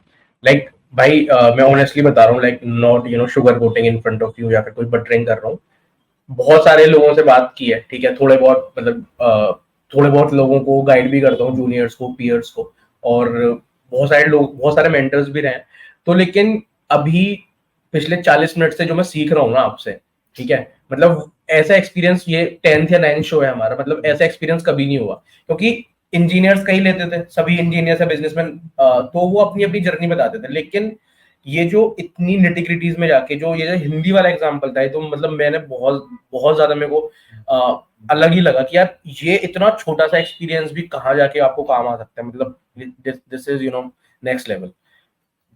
एक्चुअली अब तक Thank जितने you. भी And हमने पॉडकास्ट किए हैं उनकी जर्नी ज्यादातर लीनियर रही है, थोड़े से अप डाउन रहे हैं, बट आपकी जर्नी अभी तक सुन के हमको ऐसा लगा कि पूरा रोलर कोस्टर राइड रहा है। कभी क्योंकि एक होता है कि यार मैं यूपीएससी की प्रिपरेशन कर रहा हूँ, कलेक्टर समझ रहा हूँ, फिर आप एक तरीके से आप टाइप राइटिंग का काम कर रहे हो, वो एक अलग ही पर्सनैलिटी है, एक अलग ही आइडेंटिटी है, एक आइडेंटिटी स्विच है एक तरीके से। तो absolutely. Heads of. Thank you, या थैंक यू। बट यार मैं वही बोला, एक बस एक चीज मैं बताऊंगा कि यार देखो, वो हिंदी टाइपिंग जो मैंने करी है ना, तो मैं इतना ज्यादा उसमें भी पैशनेटली कर रहा था, भले ही अंदर से बिल्कुल ऐसा था कि यार क्यों करवा रहे हो मेरे से, क्योंकि एक तो फ्री में कर रहा था मैं इंटर्नशिप। बट ना वो जो पैशन मैंने उस मतलब एक ऑनेस्टली जो मैंने वो काम भी किया ना, एक अच्छी ऑनेस्टी से डेडिकेशन, उसकी वजह से मेरे को जो सीनियर थे उन्होंने मेरे को they gave me a bigger opportunity, so I become the assembly coordinator for MCD elections for one political party. तो 11 wards I was coordinating. Just imagine an intern was given this big responsibility, directly working with वो लोग party के जो बहुत सालों से लगे हुए पार्टी के साथ, मैं उनके बराबर में बैठ के उनके साथ काम कर रहा था। तो यार वही मैं बता रहा हूँ ना कि आप ना ऑनेस्टली काम करो, बस आपका कैलिबर अपने आप देखा जाएगा। यहाँ पर ना मेरे को एक लाइन याद आ गई, मतलब मेरा एक बहुत क्लोज फ्रेंड है शुभम, उसके फादर अभी पीसीएस है यूपी में, तो उन्होंने मतलब मैं उनसे बहुत बार इंटरेक्ट किया मैंने उनसे, तो उन्होंने हमेशा ये बात बोली है कि लेकिन लाइफ में ना कोई काम छोटा बड़ा नहीं होता, कोई भी काम करो, और आपकी जर्नी वही, मतलब जो भी आप बात बोल रहे हो ना, मेरे को लिटरली शुभम के फादर सामने आ रहे हैं, ऐसा लग रहा है कि यार वही बात कर रहे हैं, क्योंकि कोई भी काम छोटा बड़ा नहीं होता, ठीक है, और वो कब जो आपके छोटे छोटे एफर्ट्स है ना, वो पाइल अप होकर आपको बहुत कुछ बड़ा अचीव कराएंगे एक दिन। So heads off to. So Prakhyat, moving on to our another question कि जैसे आप अभी, हम बहुत देर से प्लान बी की बात कर रहे थे, तो अभी हमने like I wanted to know from you कि हम थोड़ी सी प्रैक्टिकल अप्रोच पर भी हम बात करें, जैसे यार आपने लिंक्डइन पर अपनी इतनी बड़ी कम्युनिटी बनाई हुई है, 12,000 फॉलोअर्स कम नहीं होते, वो भी लिंक्डइन, क्योंकि वहां पर कोई आप परचेज नहीं कर सकते, ऑर्गेनिक है वो, ठीक है, तो उसमें मुझे आपसे ये समझना है कि जो प्लान भी है, लाइक अगर जैसे मैं इंजीनियरिंग बैकग्राउंड से आता हूँ, सचिन बीसीएमसी बैकग्राउंड से आते हैं, तो फिर भी जो इंजीनियरिंग बैकग्राउंड वाले वो हैं, उनका एक थोड़ा सा एक एज है, ठीक है, जो ह्यूमैनिटीज या कॉमर्स वाले कि यार चल कोई ना कोई प्लेसमेंट मिल जाएगा, 2 साल ट्राई करके देख लेते हैं। मेरे काफी सारे, अभी मेरी करंट कंपनी में भी ऐसे बहुत सारे दोस्त हैं जिन्होंने 2-3 साल यूपीएससी की तैयारी की, और अभी वो टीम लीड है, असिस्टेंट मैनेजर है, काफी अच्छा कर रहे हैं, बिकॉज इंजीनियरिंग डिग्री थी, वहां इंजीनियरिंग में अच्छा स्कोर था, हर चीज अच्छी थी। तो जो एक ह्यूमैनिटीज वाला बंदा है, ठीक है, और मतलब मैं किसी यहाँ स्ट्रीम को टारगेट नहीं कर रहा, and I am no one, मेरे को वो पावर भी नहीं है कुछ भी, मतलब अगर मैं हिंदी में बोलूँ, मेरी औकात नहीं है किसी को वो जज करने की, लेकिन क्योंकि एक एक माइंडसेट बना हुआ है कि यार ये ह्यूमैनिटीज वाले बंदों के पास प्लेसमेंट वाली ऑप्शन कम हो जाते हैं, तो उस माइंडसेट से मेरे को वो क्वेश्चन आपसे पूछना है कि जो प्लान बी है ना, प्लान बी की जब हम बात कर रहे थे, तो लोगों को जो एस्पिरेंट है उनके पास क्या क्या ऑप्शंस अवेलेबल हैं, जैसे आपने Indian school of public policy की बात की, उसमें आप गए, आपने टेस्ट से पढ़ाई की, फिर आपने वहां से ड्रॉप आउट कर लिया, तो क्या क्या ऑप्शंस अवेलेबल हैं, और हम ठीक है बिजनेस कर लेंगे, ये सब कर लेंगे, वो है, उसके अलावा जो प्रैक्टिकल अप्रोच है जहां से एक बंदा स्टार्ट कर सकता है, उसके बारे में आप बताइए। सो यार ये मेरे ख्याल से ये कोई स्टिग्मेटाइजेशन नहीं है, ये रियलिटी है। ह्यूमैनिटीज बैकग्राउंड से जो बच्चे आते हैं उनके साथ ऐसा है, और उसका रीजन ये है कि उनके पास कोई इंडस्ट्रियल या टेक्निकल स्किल्स नहीं होती हैं। That is true 110%। We know few things. पहला, we know how to narrate things, ठीक है। हमें 8-8 9-9 10 पेज के आंसर्स लिखना आता है, तो we know how to narrate. We know the art of story telling. हमें कम्युनिकेट करना आता है चीजें, है ना। हमारे राइटिंग स्किल जो है वो बहुत अच्छा है। तो मेरे को लगता है कि ह्यूमैनिटीज जो बैकग्राउंड से आ रहे हैं उनको ना उन चीजों का लेवरेज उठाना चाहिए। अब यार बाकी फील्ड्स का तो मेरे को फिर से वही आइडिया नहीं है, पर पब्लिक पॉलिसी मैं इसीलिए इतना ज्यादा मतलब दिल पे लेके इस बारे में बात करता हूँ हमेशा। पब्लिक पॉलिसी जब भी बात करता हूँ कि यार पब्लिक पॉलिसी एक ऐसा फील्ड है जो मैंने देखा है जहाँ पे ना सच में बताऊँ ह्यूमैनिटीज बैकग्राउंड वालों के पास एज है। मतलब मुझे ऐसा फील होता है पर्सनली। जो पॉलिटिकल साइंस है, हिस्ट्री है, इकोनॉमिक्स है, ये सब ना इनके पास एज है। एज कैसे है कि यार इंजीनियर को ना ये नहीं सिखाया जाता कि गवर्नमेंट का स्ट्रक्चर कैसा है, जॉइंट सेक्रेटरी कौन होता है, प्रेसिडेंट क्या है, पार्लियामेंट क्या है, मेंबर ऑफ पार्लियामेंट क्या है, बिल्स कैसे पास होते हैं, नहीं बताया। हिस्ट्री क्या है हमारी, आपको अगर आपकी हिस्ट्री नहीं पता है ना तो आप पॉलिसी मेकिंग में आ ही नहीं सकते, क्योंकि आपको हर चीज का इतिहास तो पता होना चाहिए। आपका अगर कोई ट्रेड, जैसे ट्रेड पे भी अगर कोई बात कर रहा है तो आपको यूएस ट्रेड की अगर बात करो तो यूएस का ट्रेड की हिस्ट्री तो पता हो आपकी, कि वो बने आज की डेट में सिचुएशन वो आई कैसे यहाँ तक, राइट। और अगर आपके पास वो नॉलेज है ना, वर्ल्ड हिस्ट्री की नॉलेज है, आपको इंडियन हिस्ट्री की नॉलेज है, तो वो भी आपको एक एज देती है ऑटोमेटिकली। पॉलिसी मेकिंग में ह्यूमैनिटीज अगेन जैसे बोलते हैं कि एक ये बड़ा क्वेश्चन मेरे से पूछा जाता है कि यार मैनेजमेंट कंसल्टेंट्स में और सोशल इम्पैक्ट कंसल्टेंट्स में क्या फर्क है। तो मेरी अंडरस्टैंडिंग के हिसाब से जो मुझे समझ आता है वो ये है यार कि management consultants are majorly trained to just work on profits. क्या प्रॉफिट्स क्या दिखाए, जिसे बोलते हैं फाइनेंशियल रेट ऑफ रिटर्न, क्या आप नंबर दिखाओ, प्रॉफिट दिखाओ। और जो सोशल जो इम्पैक्ट वाले कंसल्टेंट जैसे पब्लिक पॉलिसी में ट्रेंड है, ह्यूमैनिटीज बैकग्राउंड से है, हमारा क्या है कि हमारा दिमाग चलता है हमेशा इकोनॉमिकल रेट ऑफ रिटर्न, जिसमें क्या है इकोनॉमिकल रेट ऑफ रिटर्न का मतलब कि आपका वैल्यू जो है वो सिर्फ फाइनेंशियली नहीं है, उसके आसपास जो नॉन डायरेक्ट मतलब इनडायरेक्ट बेनिफिशियरीज हैं उनका क्या हो रहा है। अब जैसे फॉर एग्जांपल अगर एक गांव में अगर एक कुआं लगा दिया जाता है, ठीक है, जहां पे पहले कुआं नहीं था, कोई वाटर सोर्स नहीं था, तो एक वैसे तो एक इन्वेस्टमेंट होगी कि भाई गवर्नमेंट ने कुआं लगा दिया, बात खत्म, और गवर्नमेंट का पैसा तो गया, फाइनेंशियल रेट ऑफ रिटर्न देखा है तो उतना कुछ रिटर्न नहीं है उसमें। पर मैं अगर उसका इकोनॉमिकल रेट ऑफ रिटर्न देखूं तो क्या होगा कि वहां जो औरतें थी यार जो इतना दूर दूर चल के जा रही थी, हो सकता है कि वो उसके लिए कंफर्टेबल ना हो सकता है उनको बिल्कुल पसंद ही ना हो, शायद उनको बहुत सुबह सुबह जाना पड़ता हो, उनको बिल्कुल मन ही ना करता हो उस चीज का, तो उनका वो बंद हो गया। वो टाइम जो है वो अपनी फैमिली में दे पा रही हैं, उनकी हेल्थ इश्यूज जो है वो ठीक हुई है ना, वो अपने बच्चों पे ध्यान दे पा रही है, उनकी हेल्थ अब जब अगर टाइम मिल पा रहा है तो बच्चों का हेल्थ एंड न्यूट्रिशन अच्छा हो रहा है, तो उसका जो सिर्फ कुआं लगाने का जो फाइनेंशियल रेट ऑफ रिटर्न है ना वो भले कुछ भी हो, इकोनॉमिकल रेट ऑफ रिटर्न बहुत बड़ा है। तो मेरे को लगता है जो सोशल साइंस बैकग्राउंड के बच्चे हैं ना और पब्लिक पॉलिसी के जो बच्चे हैं, हमारे पास ये लेंस है देखने का। तो this is my answer for this. Basically वो वेलफेयर ओरिएंटेड ज्यादा। Public, yaar, public. We have public at our core, and the other people who are trained in otherwise, they I think most probably, मेरी understanding, they have profit as their core. Thank you for this detailed response. प्रख्यात, like moving on to our another question कि यार एक UPSC की journey में ना through out the journey हमारे parents का जो हमारे जिगरी होते हैं, मतलब हर कोई तो यार दोस्त नहीं होता है, जो जिगरी ग्रुप की बात कर रहा हूँ, ठीक है, और लड़कों में तो बहुत चलता है, और स्पेशली यूपी वाले लड़कों में, ठीक है ना, एक तो दोस्त हमेशा होता है भाई, आज भी आपको बोलता होगा, पक्का मैं बोल रहा हूँ कि भाई तू कर लेगा, तू कर लेता भाई, ठीक है, हर ग्रुप में एक ऐसा जिगरी दोस्त होता ही है। तो पेरेंट्स का ऐसे जिगरी दोस्तों का, या फिर मतलब अगर हम रिलेशनशिप की बात करें, गर्लफ्रेंड बॉयफ्रेंड, उनका भी मतलब उनका कितना रोल रहता है, स्पेशली जब आप का जब आप सक्सेसफुल भी हो जाते हैं या फिर अनसक्सेसफुल भी हो जाते हैं, ठीक है, तो उसके बारे में थोड़ा सा बताइए यार पेरेंट्स का तो आई थिंक उससे बड़ा रोल किसी का कोई हो ही नहीं सकता है, और खासकर मुझे लगता है कि मतलब ये चीज आई थिंक मैं फील करता हूँ, या हो सकता है और भी लड़के स्पेसिफिकली फील करते हो कि यार हमारा जो कनेक्शन हमारे पापा के साथ होता है ना, जो फादर के साथ होता है, वो बहुत ही अलग होता है। हम दुनिया ना जंग जीत के आ जाए और हमारी दुनिया वाह वाह कर रही हो, लेकिन अगर पापा ना करे ना तो कोई फायदा नहीं है, हमारे लिए सब मिट्टी समान है। और अगर मतलब ये आई थिंक आप भी रिलेट शायद कर रहे हो, लड़कों के साथ कुछ है, ये दिमाग में है कोई दिक्कत, तो उनका अलग। क्या है कि भाई सब कुछ भी कह ले, भाई मैं मजाक नहीं कर रहा, मैं जिंदगी में ना अभी तक कुछ भी करा है वो अलग, और मैं ना गिन के मैं बता सकता हूँ कब का मेरे पापा ने मेरी तारीफ करी है या कब का पापा ने पीठ थपथपाई, वो मेरे लिए अलग सक्सेस है, वही मेरे लिए सक्सेस है, मैं तो ये बोलूंगा। ये टॉक्सिक भी बोलूंगा यार, ये इतनी अच्छी बात नहीं है कि भाई आप एक ही का लेने में बैठे हो थप्पा, ये भी कोई अच्छी बात नहीं है, बट ये है, ये टेक्निकली इमोशनली कुछ ही बोलो, ये है तो है। कम से कम गर्लफ्रेंड आपके तो बॉयफ्रेंड नहीं नहीं, कुछ थप्पे तो ऐसे थे कि बाहर निकल टाइप बहुत हो गया तेरा, इतना तब तक बैठेगा। यार बहुत मजेदार है यूपीएससी में, तो आपको बताऊं जब मैं शुरू कर रहा था तो मेरे पेरेंट्स, बेटा 28 साल तक तुमको सोचना ही मत, हम बैठे हैं, हम करेंगे तुम्हें फंड। 28 साल तक, 28 सोचो, 28 साल तक। भाई जैसे जैसे एज आगे बढ़ती है ना, वो पेरेंट्स की नजरें भी इधर उधर होने लग जाती हैं, ठीक है, उनकी एक्सपेक्टेशन बढ़ती है, तो भाई उससे पहले कि वही आपको बोल दे कि कर ले बेटा कुछ तो कर लो कुछ, ठीक है। वो और वो वाला डायलॉग याद आ गया, वो वाला डायलॉग याद आ गया, तुमसे ना हो पाएगा, हाँ, गैंग्स ऑफ वासेपुर। ये ये डायरेक्टली नहीं बोलते पेरेंट, कभी नहीं बोलते। लोग तो बोलते थे बेटा एसएससी ट्राई कर लो, ये है तरीका उनको बोलने का। ठीक है। रिलेशनशिप्स आई थिंक बहुत ज्यादा इंपॉर्टेंट है। अगर मेरे को अभी भी याद है, मनोजा सर थे हमारे ज्योग्राफी के, जिस इंस्टीट्यूशन में था वहां पर आते थे।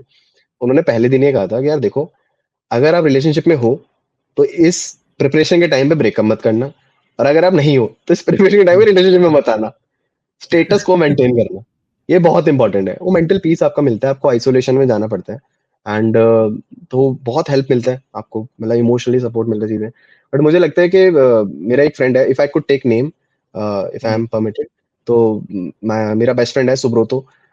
ही हैज ऑलवेज बीन देयर यार, मतलब he has always been there. And जैसे आपने बोला ना कि एक बंदा हमेशा होता है जो बोलता है भाई तू कर, मैं हूँ, तू कर लेगा, ये वो मेरा वो बंदा है। एंड आईएसपीपी भी जब मेरा हो गया वहाँ पे एडमिशन, तो फीस थोड़ी हाई है, तो मैं बहुत ज्यादा डिलेमा में था कि यार मैं एमबीए कर लेता हूँ, मैं एमबीए कर लेता हूँ, इतना तो मैं कर लूंगा, मैं एमबीए में कम से कम प्लेसमेंट है, मतलब वो कंफर्म प्लेसमेंट है। तो यार वो, मतलब उसने बस इतना बोला कि समझाया कि ये ऐसे है, ये ऐसे है। उसने फिर लास्ट लाइन ये थी कि बाकी प्रख्यात आप जो भी फैसला करो मैं तो हूँ ही साथ। तो यार ये जो लाइन है ना, अगर आपकी जिंदगी में कोई एक बंदा है जो आपको ये लाइन बोलने के लिए तैयार खड़ा है ना, कि भाई तू गलत कर, सही कर, तू जो कर, मेरा काम है समझाना, उसके बाद तू जो भी करेगा मैं तेरे साथ ही हूँ, बस आपका काम बन गया। वो आपका फ्यूल है, वो आपका सब कुछ है, उसको संभाल के रखो। And I am really glad, I am lucky that मेरे पास ऐसा दोस्त है। और 8-9 साल हो गए अब तो हमें साथ में, तो मेरा जूनियर था एक्चुअली कॉलेज का वो, बड़ा सही है। यस। और मेरे दोस्त ऐसे हैं कि मैं एक एग्जाम में फेल हो गया था and he like told me भाई तो सुसाइड कर ले। भाई बात बताओ, तेरे को बचाने सबसे पहले वही आते हैं, बोलने वाली बात है वो सिर्फ, बचाने भी सबसे पहले वही होते हैं। यार देखो, लड़कों का ना एक अलग ह्यूमर है, ठीक है, वो हम देखो, लड़कों से अगर एक चीज सीखनी है तो वो सीखो कि ट्रेजेडी की कॉमेडी कैसे की जाए। हम बहुत ऑकवर्ड है, हमें इमोशनल सपोर्ट देना नहीं आता, हमें नहीं आता भाई। तू अगर, सबसे बड़ी गलती अगर तेरी होगी ना, वो ये होगा कि अगर तेरा मूड बहुत खराब है और तू दोस्तों के सामने जाके बता दे कि क्यों खराब है, वो इतनी लेंगे तुम्हारी, इतनी लेंगे तुम्हारी, जस्ट सही बात। तो मतलब सही में। उसको हाँ वो कॉमेडी बना देंगे, और that is the only way जब तुम इस चीज को ना रिलैक्स कर लेते हो अपने आप ही। वो बहुत सही बात। जरूरी है। मेरे कॉलेज के मेरे को मिले हैं 2-3 दोस्त बहुत अच्छे मिले हैं, उनका यही काम है। वो मतलब हम एक दूसरे की बढ़िया करके खींच के रहते हैं, भले ही कुछ भी हो लाइफ में, तो वो बड़ा खुश रहते हैं उसी में। सही बात। So like coming to the serious topic again.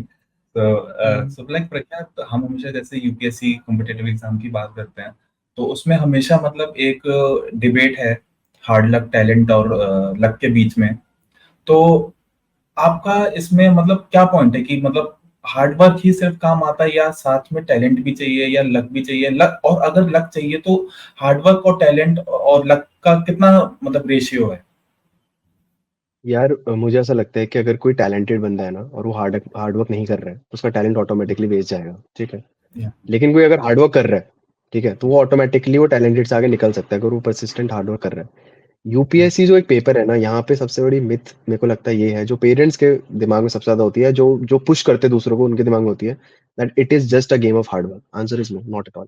भाई लक मैटर्स, बहुत ज्यादा मैटर्स। आपका यूपीएससी में इंटरव्यू पैनल क्या है, आपके उसी से ही कुछ मार्क्स डिसाइड हो जाते हैं कि इससे ऊपर आपको नहीं मिलने हैं, क्योंकि वो पैनल की ऐसी ही है, मतलब इमेज ही वो है कि वो नहीं देता। सोचो ये कितनी बड़ी लक फैक्टर है।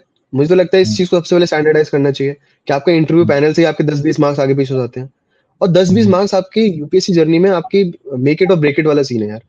तो मतलब if I could share, my sister has also been preparing for civil services and she appeared for the interview.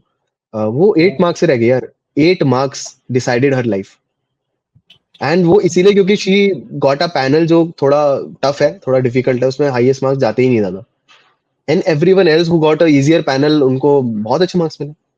8 marks यार, डिसाइडेड हर लाइफ। तो लक बहुत ज्यादा मैटर करता है। आपका कुछ भी हो सकता है एग्जाम से पहले, पेट खराब हो गया यार एग्जाम वाले दिन, कुछ भी हो सकता है। आई एम टेलिंग यू ना, ये बहुत बहुत बड़ा लक फैक्टर है यहाँ पे। मतलब everything has to fall in place for you to just get out of this cycle successfully, everything. So yeah luck does matter.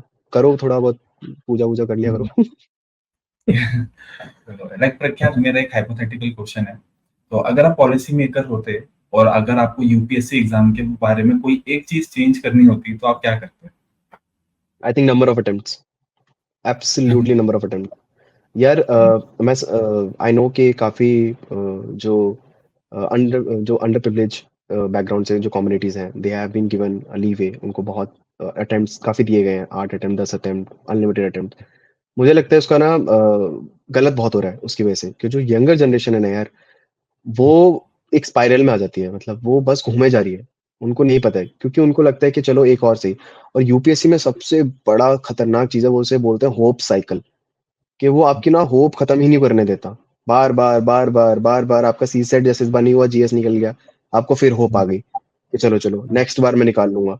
वो ऐसे होप साइकिल है ना, कि जिसकी वजह से आप अटेम्प्ट देते जाते हो, देते जाते हो, देते जाते हो। इसीलिए मैं बोल रहा हूँ, no matter what which community you come from, अगर आपका प्रीलिम्स नहीं हो रहा है, 3 अटेम्प्ट 4 अटेम्प्ट मैक्सिमम, आप अपने प्लान बी पे काम करो, प्लीज करो।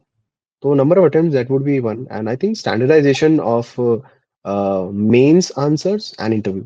मेंस में भी बहुत ज्यादा यार चीजें मेरे को लगता है बहुत खराब है, क्योंकि ये सीन है कि बहुत अच्छे बच्चे, बहुत ब्रिलियंट माइंड्स हैं, जिनके बाकी जीएस पेपर्स में 100 से अबव मार्क्स हैं, बट रैंडमली कोई एक जीएस का पेपर है जिसमें ना बहुत सारे बच्चों के एक स्कोर है, जैसे 69 हो गया, 79 हो गया, तो मतलब मेजोरिटी बच्चों के 79 स्कोर आ रखा है। तो कोई इसका एक्सप्लेनेशन नहीं है, कुछ भी नहीं है। सेम बच्चा अगर दूसरे पेपर्स में ला पा रहा है 100 से ऊपर मार्क्स, तो ये कैसे हो सकता है कि एक पेपर में वो उसके 79 आ रहे हैं और उसके साथ साथ बाकी जितने बच्चे हैं सबके उसी पेपर में 79 आ रहे हैं। तो थोड़ा सा ट्रांसपेरेंट, मेरे को लगता है थोड़ा ट्रांसपेरेंसी नहीं है। तो दो चीजें जिसमें I would really want to reform UPSC. Great great. मतलब मुझे भी इसमें, वैसे मैंने तो कभी तैयारी नहीं की, लेकिन मैं जितना थोड़ा बहुत देखता हूँ, मतलब मेरे काफी सारे दोस्त हैं वो कर रहे हैं तैयारी, कि जैसे गेट, जैसे मैंने गेट निकाला हुआ है 2 बार, तो गेट का क्या है कि 3 साल तक स्कोर वैलिड रहता है। तो मेरा ये मानना है कि देखो, इंटरव्यू में नहीं, जो बंदा मेंस निकाल ले रहा है ना, तो उस बंदे तक भी मतलब कुछ, मतलब अब फ्यूचर में अगर कुछ गवर्नमेंट रिफॉर्म लाए, तो जो बंदा मेंस निकाल रहा है, इंटरव्यू तक जा रहा है, ठीक है, तो उस बंदे के लिए भी ना कुछ प्रोविजन होना चाहिए कि यार वो कुछ मतलब कुछ किसी भी सेक्टर में कुछ काम कर सके, या कुछ थोड़ा उसे एज मिल जाए, क्योंकि मेंस अगर किसी बच्चे ने निकाला है तो वो भी इक्वली टैलेंटेड है जो बंदा अपीयर हो रहा है। ये मेरा यार मानना है। मेरा ये मानना है कि जो अभी गवर्नमेंट नया लेकर आई थी, कि जो इंटरव्यू अपीयर्ड है उनके लिए वील डू समथिंग। देखो मेंस निकालना आसान, मतलब आसान तो नहीं है, बट मैं ये बोल रहा हूँ कि वो फिर भी कर लेते हैं काफी ज्यादा, क्योंकि अगर आप रेशियो देखोगे तो मेंस में निकाल रहे हैं ना बच्चे, बहुत ज्यादा है, थाउजेंड्स ऑफ बच्चे जो निकाल। पर जो मतलब बेसिकली आपका मेंस निकालने का मतलब भी वो हुआ जो इंटरव्यू अपीयर कर रहे हैं, राइट? बेसिकली वही, हाँ, तो फिर वही बात है, सेम ही बात कर रहे हैं हम। सॉरी। हाँ हाँ, कोई नहीं। सो लाइक प्रख्यात, like this is going to be our last question, कि फिर हम अपना पॉडकास्ट रैप करेंगे, कि यार आपने लाइक अपने करियर में इतने सारे रिजेक्शंस देखे, तो यार आपने इतने सारे रिजेक्शंस कैसे डील किए, आपका क्या टेक था उनके लिए, और फॉलो अप क्वेश्चन उनके लिए भी यार, क्योंकि जैसे आपने बताया लिंक्डइन पर आपके पास हंड्रेड्स ऑफ डीएम्स आते हैं regarding career counselling and all. So आप हमारे जो यंग माइंड्स हैं, यंगस्टर्स हैं, कॉलेज ग्रेजुएट्स हैं, उनको आप क्या कोई सक्सेस मंत्र या कोई टिप देना चाहते हो, जिससे वो अपनी लाइफ में ना रिजेक्शंस को अच्छे से समझने की वो शक्ति है, और थोड़ी सी लाइफ में इन्फॉर्म डिसीजन वो ले पाए करियर रिलेटेड। तो ये मेरा क्वेश्चन।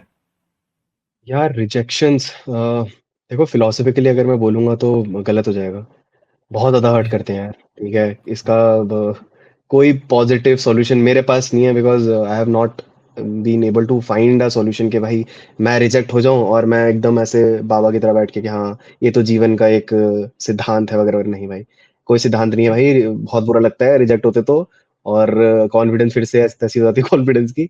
बट यार देखो, आपको मैं फिर से ये बोलूंगा कि keep on doing what you are doing. अगर आपका एक तरफ से रिजेक्शन आया, आप दूसरे पे जाओ, दूसरे से आया तीसरे पे जाओ।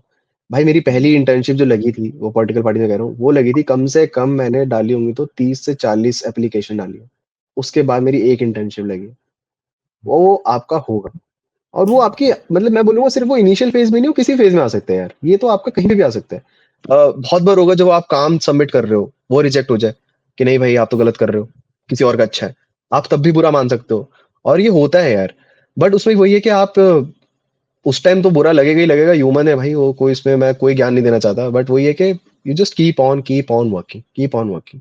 क्योंकि एक मेरा सिलेक्शन हुआ, तो उसके बाद जो मैंने शुरू किया है, उसके बाद एक Delhi dialogue and development commission के साथ आई वर्कड, फिर doctor Fauzia Khan, she is a Rajya Sabha member, उनके साथ मैं पहले इंटर्न था, then I got selected in her team, तो as a research and communication associate बन के मैंने काम किया।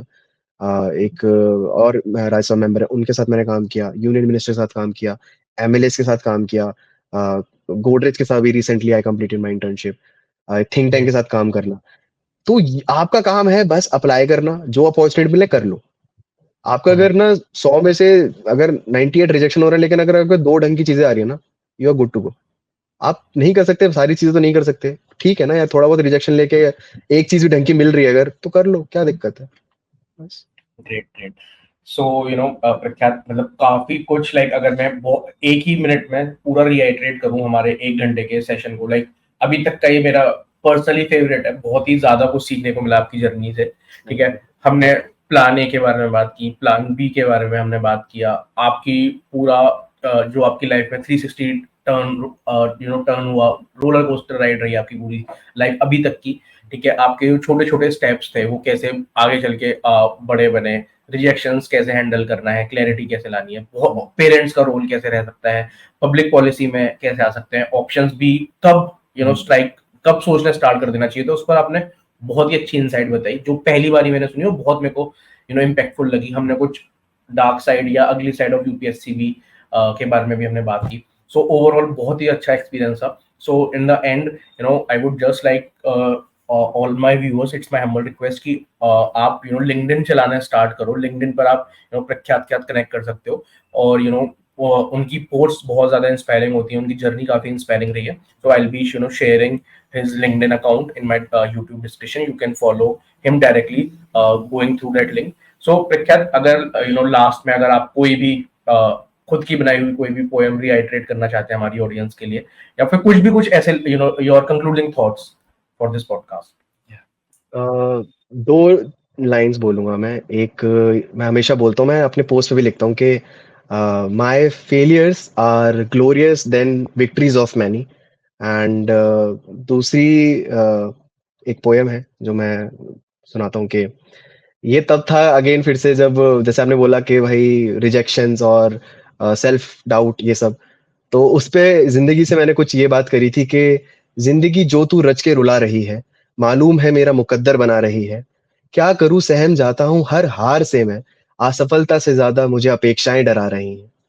पर चल पर चल लगा शर्त नहीं रुकूंगा मैं, चाहे तोड़ दे तू हर ख्वाहिश मेरी, यूं ही गिरा गिरा कर उठाती है तू, वाकिफ हूं फितरत से तेरी, अब तोड़ तोड़ कर मुझको तू अब जिस दिन भी थक जाएगी, किस्मत को कहना मेरे जज्बे को जरा सजदा भी कर जाएगी। Thank you so much.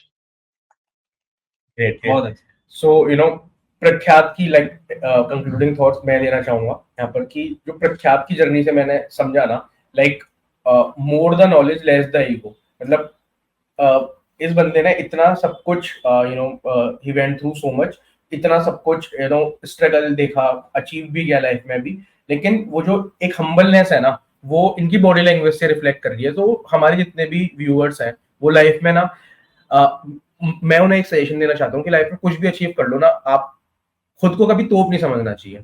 हर कोई मतलब तुमसे अच्छा है, और हर कोई रिप्लेसेबल भी है। ठीक है, तो कॉर्पोरेट में हो आप, या किसी भी जॉब में हो, या कुछ भी कर रहे हो लाइफ में, हमेशा ना वो हम्बलनेस अपने साथ कैरी करनी चाहिए, जो मैंने प्रख्यात से सीखा पूरे इस पॉडकास्ट के दौरान। और यूपीएससी प्रिपरेशन के बाद कोई खाली हाथ नहीं लौटता है। हाँ एब्सोल्युटली, अरे यार बिल्कुल दबंग है हम। सही में। सो प्रख्यात, इट वाज बहुत ही अच्छा लगा बात करके आपसे। Thank you so much for accepting my request, और आपने टाइम दिया। So good to have you. Have a nice day. Bye bye. Take care. I'm grateful, thank you. Thank you. Bye. Have a nice day.